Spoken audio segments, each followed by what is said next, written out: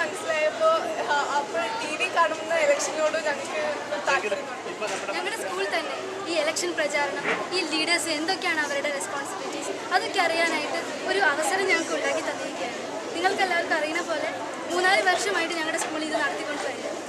അപ്പോൾ ഇതിന് ഞങ്ങളെ സഹായിച്ച ടീച്ചേഴ്സ്, ഞങ്ങളുടെ സ്കൂൾ മാനേജ്മെൻറ്റ് എല്ലാവരോടും ഞാൻ നന്ദി പറയുന്നു.